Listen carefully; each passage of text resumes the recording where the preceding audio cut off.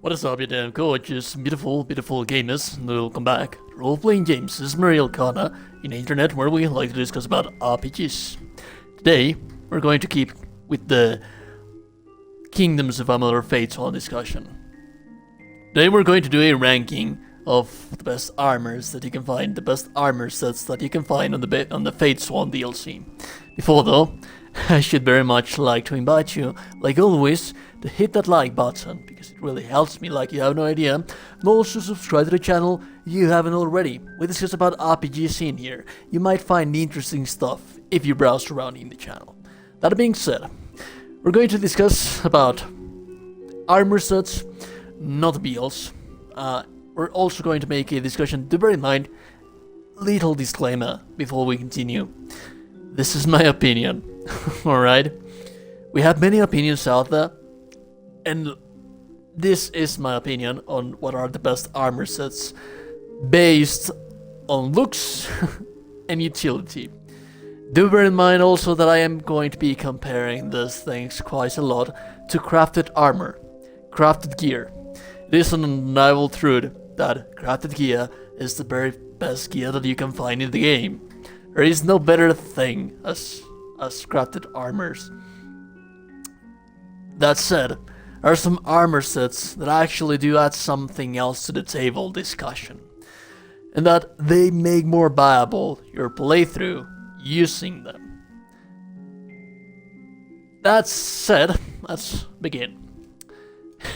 We're going to start from bottom to top. We're also going to be discussing about the stats and the armor set stats. It really pains me to say the Goliath. The Goliath armor is the last one of them all. The Helm is going to give you plus 15% armor, 2 health regen per second. The melee block fixie, that's always going to be there. If we go to the, well, we'll discuss about the armor set complete bonuses at the end of it. First, the Goliath cuirass. 13% health, chaos damage, that's not too bad. But really, you know, I'm actually not going to argue too much on this one. 13% health, it's actually quite useful. But usually, ideally, when we play Kingdoms of Amalur, we want to be focusing on DPS because you're already quite durable because of the armor that you get. And then if we move on to the Gauntlets, physical damage, that's actually quite amazing. That actually is quite a nice of an upgrade. Critical hit damage plus 16% critical hit damage. The problem here is that none of the gear that you get from this is going to give you critical hit percentage of acquisition. Critical hit percentage. Like that, bare bones critical hit percentage. So it really doesn't help you that much to have critical hit damage if you're not going to be landing too many critical hits. You want to build for that critical hit damage to be showing up in there. And then if we move on to the legs, you'll notice that we have 15% armor and health again. So ideally making you quite tanky. And then on the feet. On the feet we have, let me find them. Critical hit damage, again, block fixie, not really that, plus 25%, not really that amazing. Again, that critical hit damage is quite useless with this specific armor set because you're not going to get critical hit, bare bones critical hit, so you're not going to be landing that many critical hits with this thing. So, let's go through the stats. Ability to parry block breaking attacks. Essentially what this does is that it allows you to parry unblockable attacks, like the Trolls attacks and the Elite Knights attacks. Parrying successfully grants you stagger to immunity for 10 seconds. That's actually quite amazing, but we're going to discuss about that later. Each consecutive successful parry adds an inactive Lupocus lock effect, stacking infinitely, attacking an enemy to activate the stack for a great physical damage boost. None of this is really that amazing. It actually adds to the value of the new things that you can make. Also, if we take a look at the armor, you will notice that the armor on itself has some nice reflections on it. The design is just gorgeous. One of the most amazing armors with that it's built on a sense that you feel that the face of the character makes you feel like a Goliath on itself, with the face on your chest, and the helmet covering your face, making you look like a giant or like a monster, with those faces on the shoulder pads. It's just a damn gorgeous looking armor. But when it comes to the skills that it gives you, it's pretty much useless because you have Relentless Assault. And Relentless Assault is way better than the bonus that you will get because of the Vengeance, which gives you chance for reflection, and also Blood Loss, which gives you 20% chance to steal health. Pardon me for that. So that said, parrying an enemy, oh god, I do not have any shield. Parrying an enemy will give you poise so that you will not be able to get staggered. But that's actually not that important when you already have Relentless Assault. And Relentless Assault actually does last for quite a while. So it nullifies the effect that you get from the armor set. If we move on to the third one, the Lupocus Effect, ideally you want to be parrying to increase the damage. The damage actually does increases infinitely. The problem is that the kind of weapons that you have, they're mostly going to be defining how fast can you kill stuff. And ideally you do not want to be wasting time parrying attacks even more if you have so many enemies around you. So while usable, it's not the best thing out there. The next one, I was actually debating about this one. The Abyss armor. The ropes will give you a chance to steal mana per hit, like most of the other armor sets. It'll give you chaos damage and mana regen per sec, which is also inherently true for all of the other chest pieces. Health, critical hit damage. Again, if you're not building for critical hit, it really doesn't help you that much.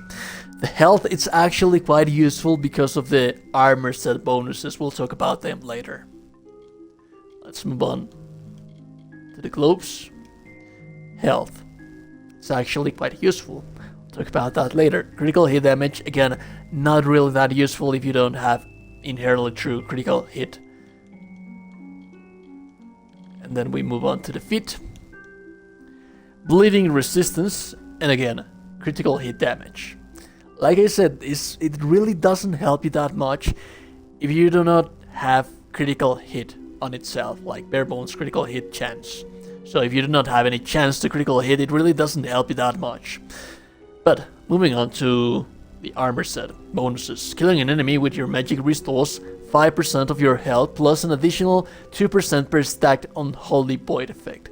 I would arguably use this specific bonus on itself without the next one. Activates an effect which increases all of your damage output but continuously drains your health.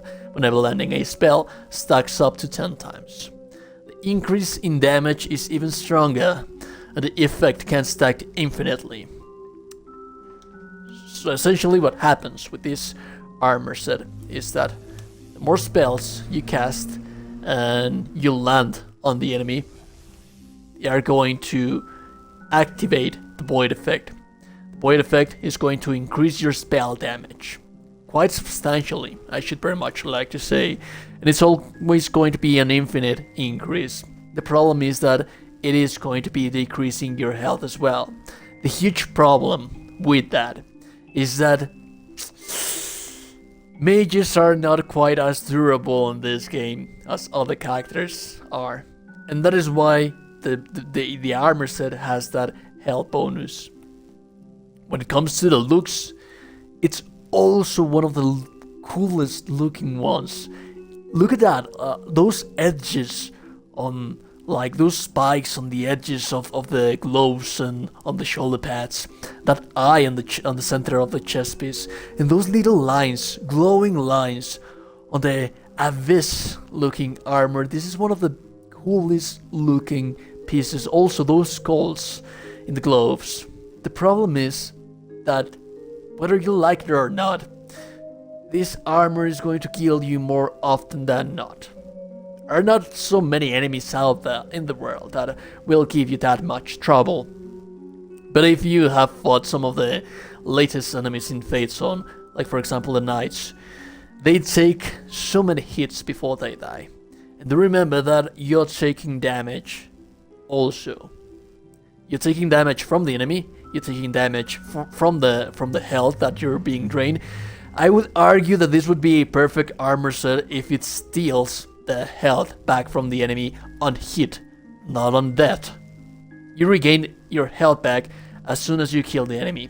But if you're fighting a troll, let's say, if you're fighting a knight, let's say, and they hit you and your health is draining too fast and the spells are just not enough to put up the fight against them, you will die so very often by using this piece of armor.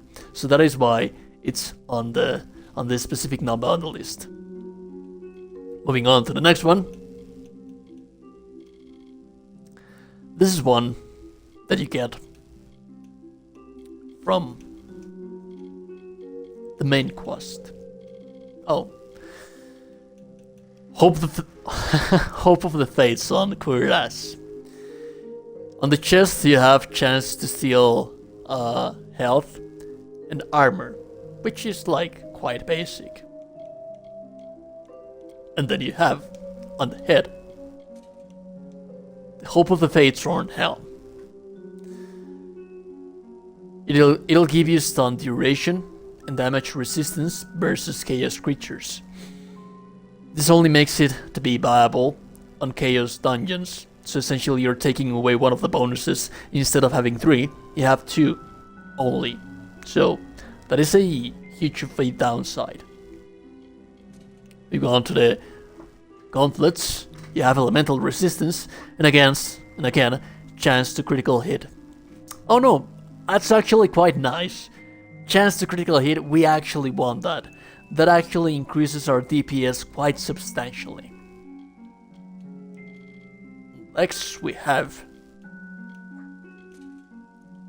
Hope of the Fatesworn Justice. You have 2 mana regen per second, which actually not that useful with this one. Critical hit damage, that's actually not that bad if you're already getting some critical hit chance. So that's actually quite amazing, I have to say. Going on to the fit. We have the Hope of the Fatesworn Griefs, which gives us plus 11% damage. This is bare bone damage, so this is quite amazing. It's going to increase all kind of damage. This is not physical damage, nor range damage, nor magic damage. This is just damage. So that is quite amazing. Health regen per second, debatable good. Arguably good. The set bonuses though, +1 to might abilities, +1 to finesse abilities, and +1 to sorcery abilities. So this is ideally an exceptionally good armor set for universalists. The second one, spawn a barrier when getting hit that locks all of the magic damage for a limited time, 30 seconds cooldown. The fourth one, enemies touching the barrier receive a slowdown effect. So, talk about that later. The fifth one, it's just a quest related story upgrade, I should like to say. Immunity against the chaos barrier of Telogris. If you're fighting Telogris, then it's quite amazing. If not, one thing that I very much appreciated about this one is that they did not make this one a fourth augment, getting us away from the chance of getting those +4 armor set bonuses. So this is getting a plus outside of the ones that we actually do want. So,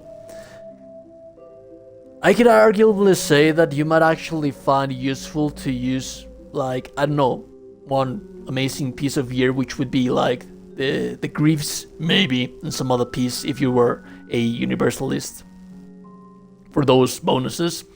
The barrier that actually protects you from magic, that's actually quite amazing. And the enemies touching the barrier receive a slowdown effect, it's actually quite good as well. When it comes to the look of the armor, it's just like all of the armor sets, all of the looks of the armor sets are so damn amazing.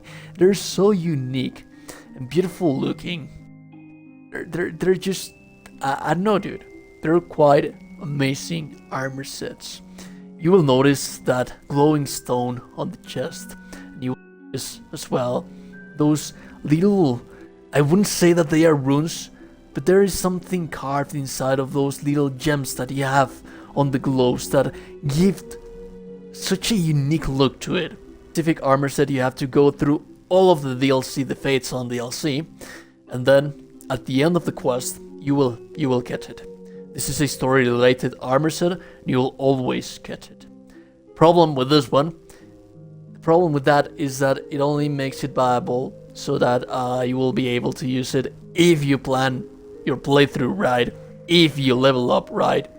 You'll only be able to use it through Teeth of Nerus and Gallows End, that Chaos DLC. So, you have to wait way too much time to be able to get this armor set. Moving on to the next one. I was actually debating if I wanted to play this, if I wanted to place this so up high on the list. That +2 to finesse abilities, the critical hit damage, which is quite amazing. You actually do get critical hit chance with this one. And then we move on to the last spread hood. Poison duration. Poison duration, health regen per second. On the hands, we have poison damage and chance to critical hit damage. That's actually increasing our DPS quite substantially. And we have... No, I'm sorry. Last spread. Poison damage, again, so that's plus 28% poison damage. Mana regen per second, that's actually quite useful if you play your build thoughtfully with this one. On the feet, this getting us, if my memory serves me well, something around 41% poison damage. And then you have +2 to stealth, which is quite amazing. Now, plus 200% damage with traps, and backstabs are always fatal to minor enemies. There's something I enjoy so very much about the armor set being so tight to the body. That assassin quite kind of look, I just love it way too much, dude. But when it comes to the build, you'll notice that you have plus 200% damage on traps. And if you go to the finesse skill tree, you'll notice that we have a gambit. This is one of the most overpowered skills that you can find. 7 traps are dispersed across the field in a 5-meter radius. Each trap deals that damage. It depends on how much of the level that you have in here. So if you use your smoke bomb, you're always, whenever you go to stealth, you're always going to kill base enemies. I have been also able, thanks to this build, to kill trolls on stealth. That's how powerful this one is. So this armor doesn't really add anything, like anything new, like many of the other armor sets that you can find. But nevertheless, it's such an amazing piece of gear. Let's move on to the next one, which is City's Rose. This is so damn amazing because of the build. plus 15% to all of the possible damages that you can land.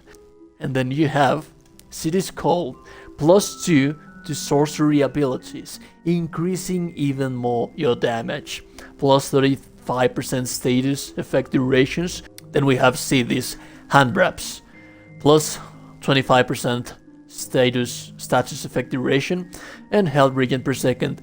You could argue that these are not that amazing because of the health regen per second, but that status effect durations increase your DPS, again, quite substantially. And finally, we have the Fit, which give us status effect durations, again, and elemental resistance. Now, the amazing part of this armor set is that having another 2 pieces, it gives you 100% status effect duration. So this ensures that as soon as you apply an effect to an enemy, it's going to last until it dies. If we have the 4 pieces, you can summon Bogar Zealots up to 5 and just rage havoc and chaos in the battlefield while using this thing. So ideally you will be casting from a distance, and the enemies are going to be suffering all of that punishment while they try to deal with your Bogars. And trust me, they will never kill them and they will never notice you. No one will ever get close to you because there's so many of your Bogars out there dealing damage to the enemy, and trust me, they aggro quite a lot. And when it comes to the looks of the armor, like I said, Fatesworn armor set are just some of the most amazing looking armor sets that you can find. This legitimately makes you feel like a creature of the forest, and those glowing eyes that you have right there, and those, like, how would I call them? Those muscles, artificial muscles made of wood that you see like being marked in there in your arms and at some point in your chest as well. It's just, you're just a creature of the forest. You're a druid. It's such a amazing looking piece of armor. But my favorite, and sadly the one that I do not possess completely because of a bug, is this one. The Spoiler's Cap. The Helm is going to give you plus 30% ice damage and mana regen per second. That's actually not useful. You're not going to be needing that one. So that is quite going to waste. On chest, you could arguably use something else. I use my Obscure Scale, which is something that I crafted myself. You'll notice that I have +1 to all unlocked fitness abilities in here. I have plus critical hit damage. I also have health and mana, armor. Just crafted armor is tons and tons of time better than most of the armors out there. But if we move on to the Spoiler's Globes, you have physical damage and freezing duration. Again, we're getting quite a lot of downsides on this one because you're not going to be landing physical damage. You're not going to be using physical damage with this specific gear set. But if we move on to the legs, you will see that we have chance to critical hit. Do remember that all of the pieces that you're stacking up increase your critical hit damage, so that chance to critical hit actually increases your DPS quite substantially because you're pairing up with your destinies, which usually, ideally, you want to have critical hit chance in there as well. And finally, we have the Spoiler's Boots, freezing duration and chance to evade. Do remember that the evasion is going to benefit you if you're a ranger based on your destiny. But the amazing part of this is landing a range attack increases your damage. This is a stack that is always going to be increasing infinitely. Landing a range attack also going to be summoning an Ice Wolf. And then your arrows are refilled whenever your Ice Wolf lands an attack. So let us discuss a little bit about how arrows work. When you use them, when you shoot all of your arrows, you will notice that it takes way too much time. You see, there, it took way too much time for them to be refilled. The way that arrows work, it makes it unviable for you to be a focused, mainly archer. This spoiler armor set changed that completely. Because... oh, look at that damage, dude. Just look at that filthy damage. But you will also always have arrows, because as soon as your wolf hits the enemy, it's going to increase there. Did you see it? As soon as the wolf hits the enemy, it's always going to be giving me arrows. I have infinite arrows. I have never to be close to the enemy, and the damage is always going to be increasing. So ideally, this is all you have to be doing. This is all you have to be doing. And the armor set on itself, well, I am not able to see it on its entirety myself because I do not possess it because of the bug. It still looks amazing. Something that I like too much is that you will notice that the arm that he's holding the bow with has the protection of an archer, like an archer glove, while the other arm has nothing. To be able to be more nimble with your arm, those kind of little details, and like those ranger boots, and how the overall layout of the armor is there, and the mask of the hood. It's just an amazing piece of gear. My favorite, and the one that I believe that it's more balanced when it comes to being useful. I believe that even crafted armor would not be as good as this one, because crafted armor will never allow you to be an archer like this one is going to allow you. So ideally, this armor set introduce the fully archer class to Fatesworn thanks to this gear. And we also have the other amazing part about it all is that the wolf that we have right here, this is an infinite companion. This will never go away. As soon as you invoke him, it's always going to be there. That is quite a long video. Hope that you guys find it enjoyable. Hope that you find the information useful. Hope that you made up your mind as to what kind of armor now would you like to use. Do remember that if a specific piece of gear you liked in this video, you wanted, I have guides for each and every single one of those armor sets that you saw in this video here in the channel, so be sure to check those out as well. That being said, remember that if no one's told you today that you're a gorgeous and beautiful person, then you are indeed a gorgeous and beautiful person. I will be seeing you then, beautiful people, in the next one. Have a beautiful day.